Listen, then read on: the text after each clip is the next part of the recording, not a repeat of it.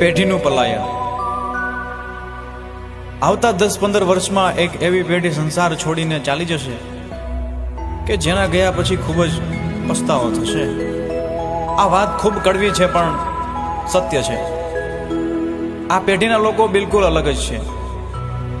રાત્રે જલ્દી સુવાવાળા અને સવારે જલ્દી જાગવાવાળા અને સવારના અંધકારમાં ફરવા નીકળવાવાળા.